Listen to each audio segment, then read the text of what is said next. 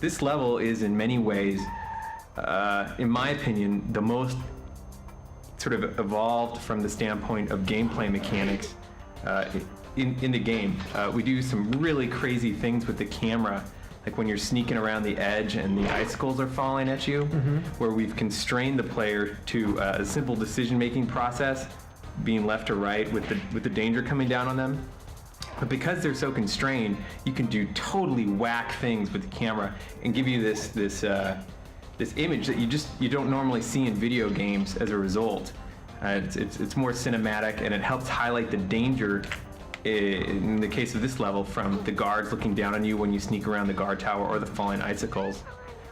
It's a nice change of pace from just having the top-down playable camera all the time. You get a bizarre perspective. Let me ask you this. Okay, so we were recording the voices for the game. Yes. And how weird is it to get the script? And the game it's kind of interesting to note that we are not trying to make a cartoon with the voices. Everybody's supposed to be pretty straight-laced. And you're one of the weirder voices in the game with your blah, blah, blah. But a lot of people are very, very dry, not hammy at all. Sly Cooper. Sly Cooper, Very if dry. he was hammy, we would be in big trouble. But he takes it all seriously. How hard is it to take it seriously or even understand what's going on from the script? Well, I would say it's actually pretty simple. The idea is that you get a character and you figure out what this character sounds like and what who they are and what they want, without sounding too ridiculous. This is what it is. And you just say the lines like the character would say them. And fortunately, the lines are not too difficult to manage. A lot of them are, wow, press the circle button and you'll jump. Yeah. So it's pretty self-explanatory what you need to say, what Yeah. you need to do. When you get into the crazier stuff about, I think on this other level about, she's making a disgusting soup out of guts and bones. It's just a matter of just going along with the lines and trying to be scared. Yeah, but I mean, how do you, I don't think you can really use like Stanislavski method when you're trying to picture yourself as a turtle freaked out by a voodoo creation soup. Well, it's all just the magic of make-believe. Oh, really? Yeah. I mean, well, you say these lines too when if you're writing them or reading them yourself, you say them and you know exactly what you're trying to get across. And the job of the actor, and I use that term loosely in my regard, is just to try and make sure that everything makes sense that's coming out of your mouth. Oh, God, my phone came off. But yeah, that was Matt Olson. He's the one who does Bentley's voice, and kind of funny there. This level was started mostly just like the kind of the opening shot where you're coming out of the cave and you really see this big temple. It was pretty early in the design of the level where I wanted to kind of have this kind of picturesque moment here, and also being able to see your end goal from the entrance as well. This is one of the more, I guess we call it pretzeled levels, where the course is very much kind of going around itself. It's kind of using this one art space for the different game mechanics. So instead of having a long corridor that has all the mechanics and we have to do art all the way down that corridor or whatever, we take it in one space. In this case, we go outside the temple, we go inside the temple, and then we go across, and you're still able to see the temple when you finish the game, and it's kind of you're looking down on it. So it's really trying to reuse the art assets by staying in the same space as you're going through the level. This is another one of our earlier uses where we're going to a more extreme camera angle for dramatic effect when you're going into the temple and having the snow falling away down the cliffs as you go, just for added drama. And we know exactly what you're going to be doing because the gameplay is is constrained to that curve that's kind of hugging the cliff wall here. So we know it's safe to take the camera up into a more extreme position than the typical gameplay camera. I love, in general, the kind of circuitous route through this whole level. The fact that you get through one area and then slide down to another and then sidle across cliff face over to another, and etc. There's kind of an interesting route through the whole level. I like the the firework platforms too. Those were a great idea. Once I think this was the first use of this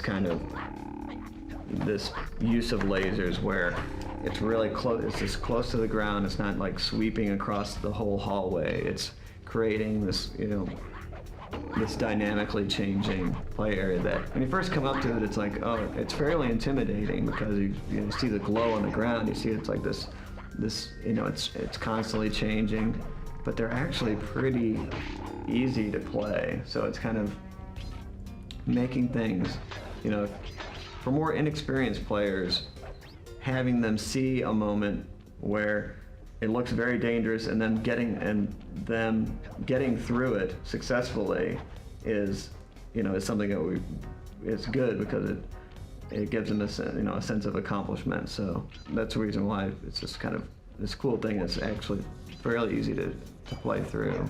And once this one was put in the game, there's several other areas where we decided that we could use this and change the speeds and change the sweep patterns to give it a different feel. And to really, just make it faster, it makes the difficulty harder. So you can definitely dial it up to be challenging. But in this case, it was set up for one of the earlier levels, so it's pretty straightforward actually. So Andrew, you modeled out this level. Yes, another level that you designed. What do you like about this world? Let's see. Or level, I should say. What do I like about it? I like, there's something great about the space. There,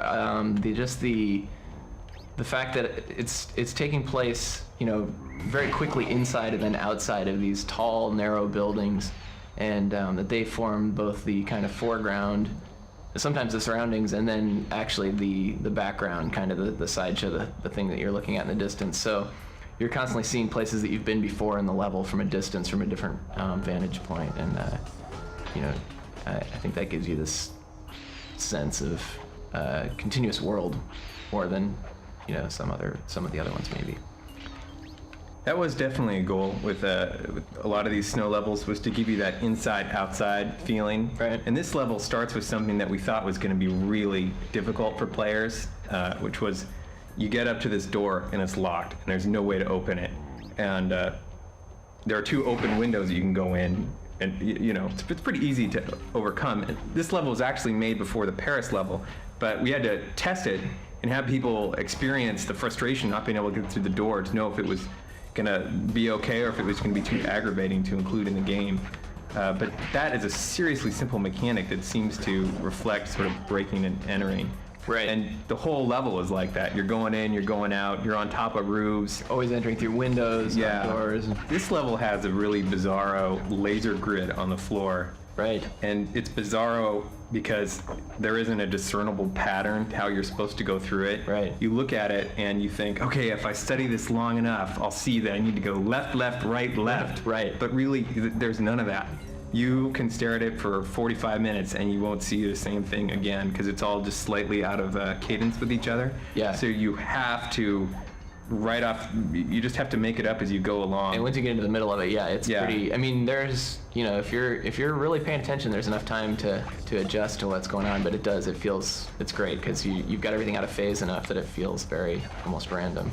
One thing about this level too, this is maybe one of the cases where we learned a little bit about not having the level designers model out quite as much of the actual terrain or the walls and things like that. So the buildings initially in this were fairly tightly modeled, and the gameplay was fairly tightly constrained to the buildings, and they were initially fairly straight, like a lot of the stuff is that we get after after level design has been through it. And so making it kind of funky and unusual was a little bit of a challenge, and eventually required us to go back in and change a little bit of the way the spaces were laid out and everything. But I think it ultimately worked out really well. But it was a challenging level because you've got gameplay both on the inside and the outside of these buildings.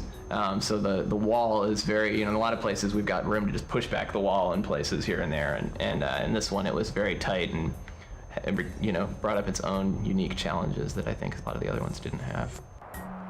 I kind of used the fireworks in this level as kind of gating mechanisms to keep you kind of dodging and running from Carmelita while you're playing. Right.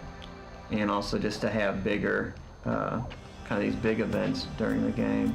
Just from texturing it, I know, like on the mugshot where she's shooting at you, the colors were reversed of this.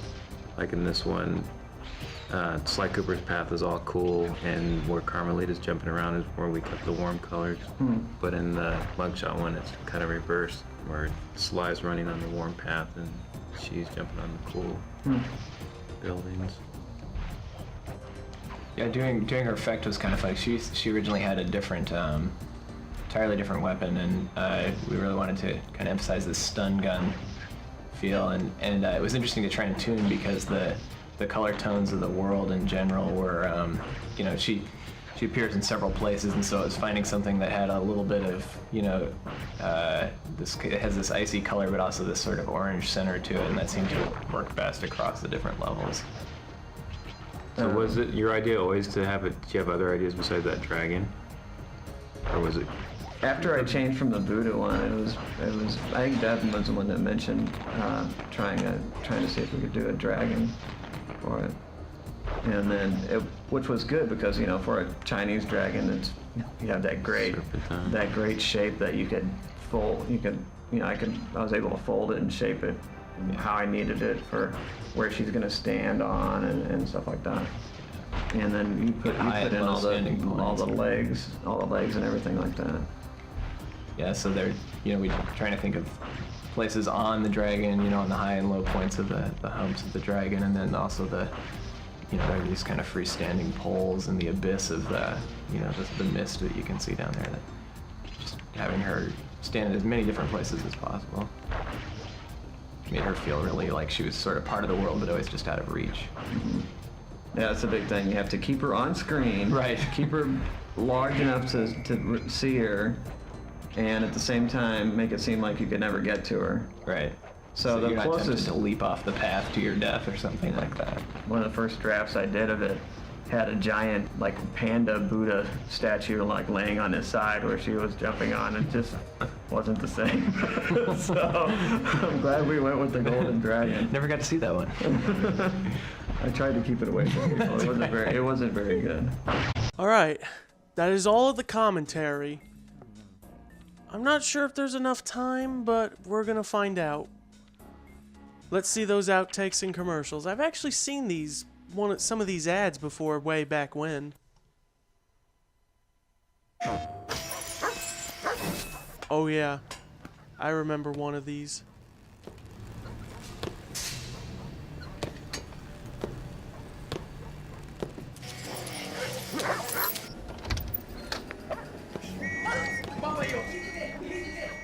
What was that all about? Sly Cooper, he's one cunning, devious, Thievius, Raccoonus. Rated E for everyone. Live in your world, play in ours. Okay, this is the one I remember seeing a lot on TV.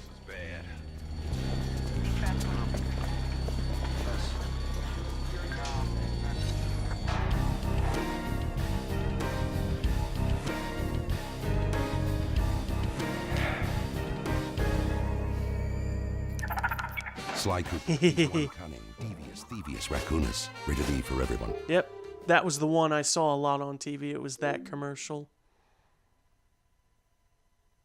Point out a couple of pictures and then go home.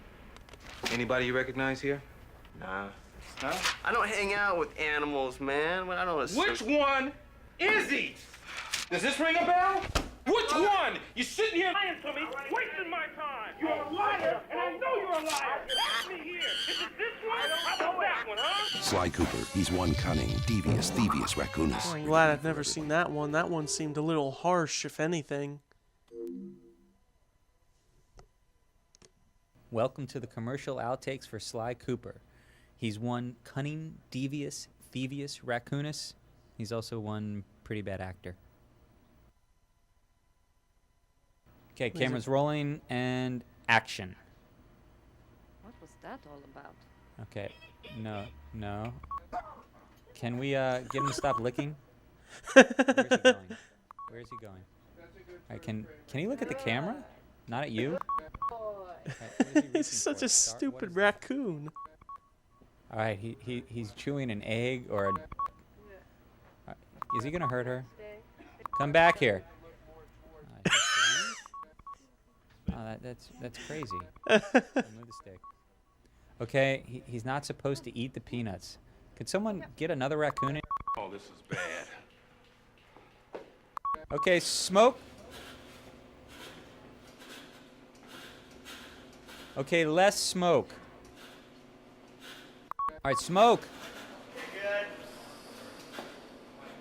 All right, who's doing the smoke? We've got way too much smoke. Oops. Okay, very... Hello, Bandit. Bandit. Okay, this is good, good, good. Wait. Wait, Bandit? Bandit, where are you going? Bandit! Hey, I know that cat. Which cat? Which cat? Where? Show That me. cat, Point him out. that cat right Where? there, What right cat? there. Where? Ha! Where's the cat? Show me the cat. There's the cat. I don't see no damn cat. Show me the cat. Yeah. Hey, I know that snake. Were these animals CG? We call this a rap sheet, pal. And it doesn't say anything good about you. You got...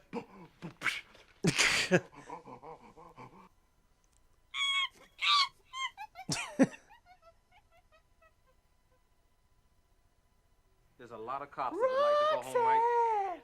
Oh, buddy. Yeah, the poodle. Oh. Yeah, I know that dude. He's a snake. That dude's a dog. Tell me something here. You're gonna I give don't me know- something. I don't know any No, of these you're gonna tell me animals, something man. tonight. I don't hang out with animals, man. I don't associate with Did I say they were animals. animals?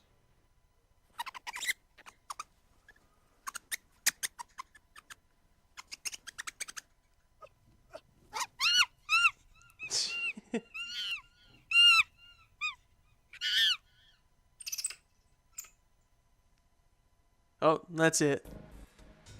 Wow. Oh, that was funny.